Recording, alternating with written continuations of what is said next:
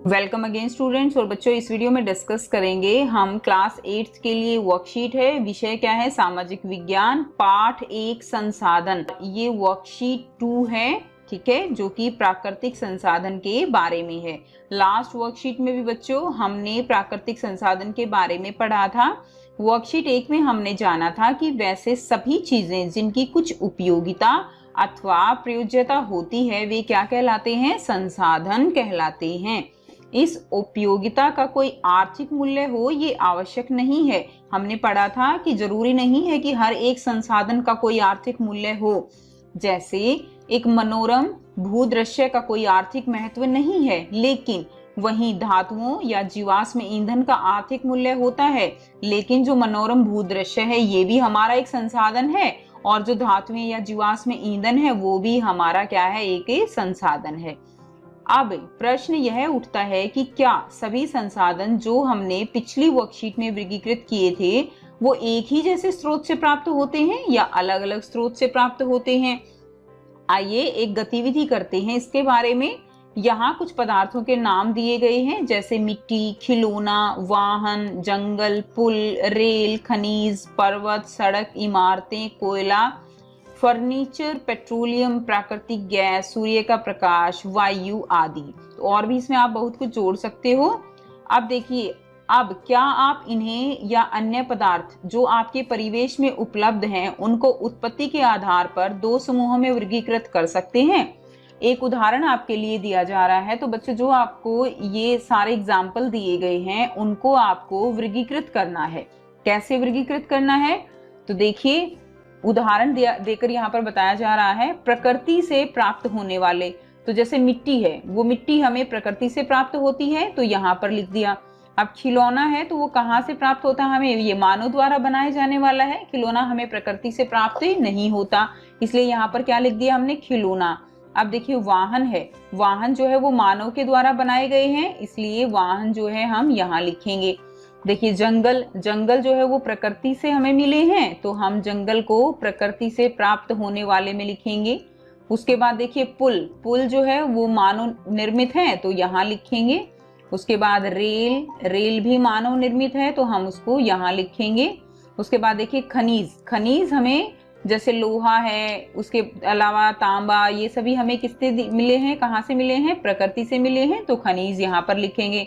पर्वत, पर्वत भी हमें प्रकृति ने दिए हैं, तो ये भी हम यहाँ पर लिखेंगे। सड़क, सड़क मानव निर्मित है, तो यहाँ पर लिख देंगे। उसके बाद देखिए बच्चों, इमारतें, इमारतें भी कैसी हैं? मानव निर्मित हैं, तो हम यहाँ लिखेंगे इमारतें। कोयला, आप भी साथ साथ लिखिए कि आप कहाँ लिख सकते हैं कोयला। आप पहले खुद कोशिश कीजिए, उसके बाद वीडियो की हेल्प लीजिए। उसके बाद देखिए फर्नीचर, फर्नीचर तो मानव द्वारा बनाया गया है। लकड़ी तो हमें चलो प्रकृति से मिलती है, लेकिन फर्नीचर हमें कहाँ से मिलेगा? फर्नीचर तो हमें मानव निर्मित जो है मानव से मिलेगा। उसके बाद देखिए पेट्रोलियम, पेट्रोलियम भी बच्चों प्रकृति से मिलता है, उसी से फिर पेट्रोल, डीजल, ये सारे जो उत्पाद हैं वो अलग किए जाते हैं। उसके बाद देखिए प्राकृतिक गैस, प्राकृतिक गैस भी प्रकृति से मिली है, ठीक है, प्राकृतिक गैस, ओके, प्राकृतिक गैस। उसके बाद देखिए सूर्य का प्रकाश, सूर्य का प्रकाश भी हमें प्रकृति से मिला है, तो इसको हम लिख देंगे सूर्य का प्रकाश, यहाँ पर लिख देंगे। नेक्स्ट क्या है? वायु, वायु भी हमें प्रकृति से मिली है, तो हम इसको यहाँ पर लिख देंगे वायु। अब देखिए, अब पहले कॉलम में हमारे द्वारा लिखे गए पदार्थों के बारे में क्या पता चलता है कि क्या ये हमारे लिए उपयोगी हैं? तो बिल्कुल बच्चों, ये सारे के सारे जो पदार्थ हैं, प्राकृतिक पदार्थ, ये हमारे लिए उपयोगी हैं। तो यहाँ पर हम क्या लिखेंगे? हाँ, ये हमारे लिए उपयोगी हैं। इन पदार्थों में एक जैसी क्या बात है? तो क्या बात है? ये मानव द्वारा निर्मित है या प्रकृति का उपहार है? तो बच्चों, ये हमारे लिए प्रकृति का उपहार है। इससे हम क्या सारांश निकाल सकते हैं? कुछ पदार्थ प्रकृति द्वारा प्राप्त किए जाते हैं और जिनका उपयोग बिना किसी संशोधन के किया जाता है। जैसे सूर्य का प्रकाश है, सूर्य का प्रकाश हमें जैसे प्रकृति देती है वैसे ही हम उसको ले रहे हैं, हम उसमें किसी तरह का कोई संशोधन नहीं कर रहे, ठीक है। तो ऐसे जो संसाधन होते हैं जो हमें प्रकृति जो है वो प्रदान करती है और हम उनका उपयोग बिना किसी संशोधन के करते हैं, वे क्या कहलाते हैं? वे प्राकृतिक संसाधन कहलाते हैं। ओके, बी पार्ट में क्या दिया गया है? अब क्या सभी प्राकृतिक संसाधन एक जैसे होते हैं? आइए पता करते हैं। तो क्या जितने भी प्राकृतिक संसाधन हमने पढ़े, क्या वो सभी एक जैसे हैं? आप इसके बारे में क्या जानते हो? चलिए इसको हम देखते हैं कि क्या सभी प्राकृतिक संसाधन एक जैसे होते हैं या नहीं। तो प्राकृतिक संसाधनों को निम्न 2 वर्गों में वर्गीकृत कीजिए। वैसे पदार्थ जो प्रकृति में असीमित हैं और जो शीघ्रता से नवीकृत हो जाते हैं। इसका मतलब क्या है बच्चों? कि ऐसे पदार्थ जो प्रकृति में बहुत अधिक मात्रा में हैं और जो आसानी से उनको हम नवीकृत यानी एक तरह से नया उत्पन्न कर सकते हैं, तो वो क्या है? वो हमारे नवीकृत प्राकृतिक संसाधन हैं या नवीकरणीय प्राकृतिक संसाधन हैं। ठीक है, तो यहाँ पर हम एग्जाम्पल और ले लेते हैं। जैसे देखिए मिट्टी, वन, तो ये क्या है? ये असीमित है और ये शीघ्रता से नवीकृत किए जा सकते हैं। उसके अलावा और भी एग्जाम्पल बच्चों आप दे सकते हो, जैसे वायु है। ठीक, वायु के अलावा और सूर्य का प्रकाश, सूर्य का प्रकाश, ये कैसे हैं? ये असीमित हैं जो शीघ्रता से नवीकृत हो जाते हैं।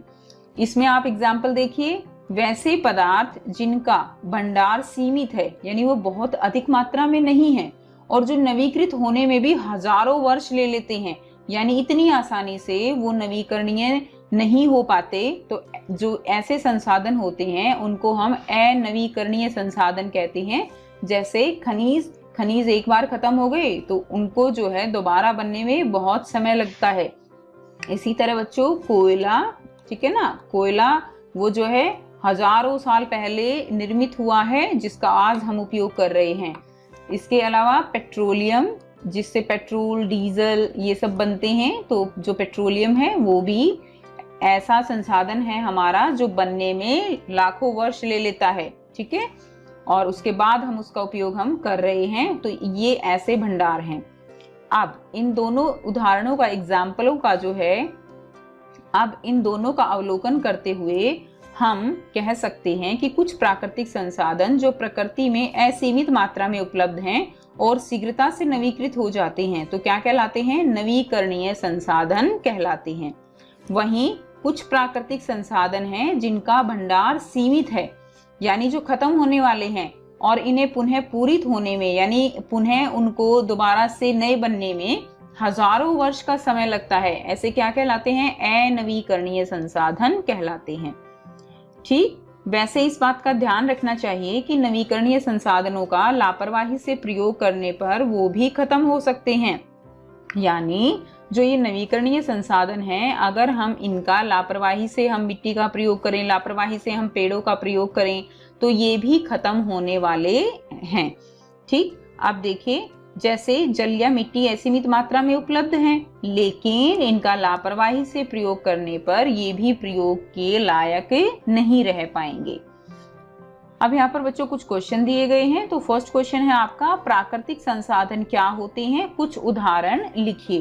तो आपको प्राकृतिक संसाधन क्या होते हैं उसका जो है आपको परिभाषा लिखनी है, तो यहाँ से आप परिभाषा लिखेंगे। ये देखिए, कुछ पदार्थ प्रकृति द्वारा प्राप्त किए जाते हैं और जिनका उपयोग बिना किसी संशोधन के किया जाता है, क्या कहलाते हैं? प्राकृतिक संसाधन। तो आप इसको लिख देंगे यहाँ पे, प्राकृतिक संसाधन कहलाते हैं।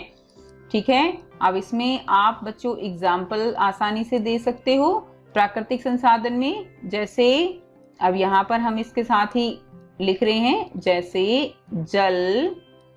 ठीक है, और क्या एग्जाम्पल ले सकते हैं हम प्रकृति द्वारा? वायु, सूर्य का प्रकाश, ये एग्जाम्पल आप यहाँ पे लिखेंगे। सूर्य का प्रकाश, ठीक है, सूर्य का प्रकाश लिखेंगे। उसके बाद नेक्स्ट देखिए क्वेश्चन नंबर 2। क्वेश्चन नंबर 2 क्या है? नवीकरणीय एवं अनवीकरणीय संसाधनों के बीच उदाहरण सहित अंतर स्पष्ट कीजिए। तो ये है बच्चों नवीकरणीय और अनवीकरणीय, यहाँ से आप लिखेंगे। और इसमें अभी हमने ऊपर एग्जाम्पल लिखे थे, तो आप यहाँ पर उदाहरण भी लिख सकते हैं। नवीकरणीय जैसे कि क्या होगा? वायु आप यहाँ पे लिख दीजिए, उदाहरण वायु। और अनवीकरणीय जैसे क्या लिखेंगे यहाँ पर, कोयला। ठीक है, यहाँ पर आप लिखिए कोयला। तो ये जो है अनवीकरणीय का उदाहरण होगा। प्रश्न 3 क्या है, निम्न प्राकृतिक संसाधनों को नवीकरणीय एवं अनवीकरणीय संसाधनों में वर्गीकृत कीजिए। तो देखिए, जो नवीकरणीय और अनवीकरणीय कौन से होंगे, तो नवीकरणीय जो हैं उनको हम ऐसे ब्लू पेन से जो है सर्कल करेंगे, और जो अनवीकरणीय संसाधन हैं उनको हम केवल अंडरलाइन करके दिखाएंगे आपको ऐसे। ठीक है, अब देखिए जैसे कोयला है, कोयला नवीकरणीय है या अनवीकरणीय है, कोयला आपका अनवीकरणीय है, तो इसको हमने अंडरलाइन कर दिया। उसके बाद देखिए वन, वन हमारा नवीकरणीय है या अनवीकरणीय है, तो वन हमारा नवीकरणीय है, तो इसको हम सर्कल करेंगे। अब देखिए लोहा, लोहा हमारा अनवीकरणीय है। ठीक है, इसी तरह जल, हमारा जल किस में आएगा, नवीकरणीय में आएगा, लेकिन इनका भी हमें इस्तेमाल जो है वो सोच समझकर करना है। उसके बाद देखिए सूर्य का प्रकाश, सूर्य का प्रकाश हमारा कैसा है, नवीकरणीय है, तो इसको हम सर्कल कर रहे हैं। आप जो है ऐसे भी लिख सकते हैं, एक तरफ नवीकरणीय लिख दीजिएगा, ऐसे लाइन लगा के यहाँ पे नवीकरणीय लिखिए, यहाँ पे अनवीकरणीय लिखिए, नवीकरणीय जो है वो यहाँ पर लिखिए, अनवीकरणीय इसके नीचे लिख दीजिए। उसके बाद देखिए पेट्रोल, पेट्रोल कैसा है, अनवीकरणीय है। उसके बाद वायु, वायु कैसा है, नवीकरणीय है। ओके, तो इस तरह से बच्चों आप इनको लिख सकते हो। अब देखिए प्रश्न 4 क्या है, मीठे पानी के स्रोतों के खत्म होने के बाद पृथ्वी पर जीवन विषय पर एक काल्पनिक कहानी आपको लिखनी है। तो मीठे पानी के स्रोत जो है, यानी जो पानी पीने लायक है, वैसे तो पानी बहुत है पृथ्वी पे, लेकिन जो पीने के लायक पानी है वो कम है।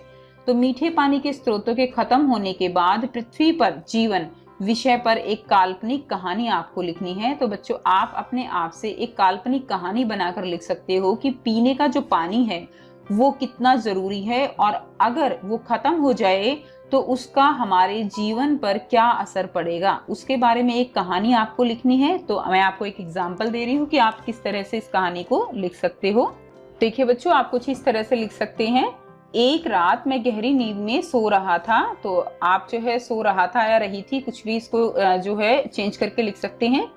एक रात मैं गहरी नींद में सो रहा था कि मुझे एक सपना आया जैसे कि मैं भविष्य की ओर जा रहा हूँ, आज से 50 साल आगे, यानी 2070 में। जैसे ही सुबह में अपना मुंह धोने के लिए गया तो देखा कि नल में पानी नहीं है। फिर मैंने मटका देखा, उसमें भी पानी नहीं था। अब मुझे प्यास भी लग रही थी और मेरा गला भी सूख चुका था।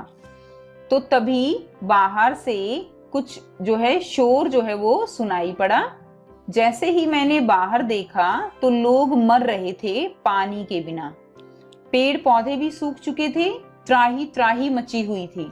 मैं ये सब दृश्य देखकर डर गया और एकदम से मेरी आंख खुल गई और मैं पसीने से भीगा हुआ था। तब मुझे एहसास हुआ कि अगर सच में मीठा पानी खत्म हो गया तो क्या होगा, पृथ्वी से जीवन नष्ट हो जाएगा। तब से मैंने प्रण लिया कि मैं कभी पानी को बर्बाद नहीं करूंगा। तो बच्चों कुछ इस तरह से आप एक काल्पनिक जो कहानी है वो लिख सकते हैं, और भी कोई अगर आपके दिमाग में है कहानी तो आप अपनी बनाकर भी लिख सकते हैं। सो आई होप स्टूडेंट्स आपको ये वर्कशीट बेटा क्लियर है। फिर भी अगर कोई प्रॉब्लम है तो आप कमेंट करके पूछ सकते हो। वीडियो अच्छी लगती है तो लाइक शेयर कीजिए, चैनल को सब्सक्राइब कीजिए, एंड थैंक्स फॉर वॉचिंग।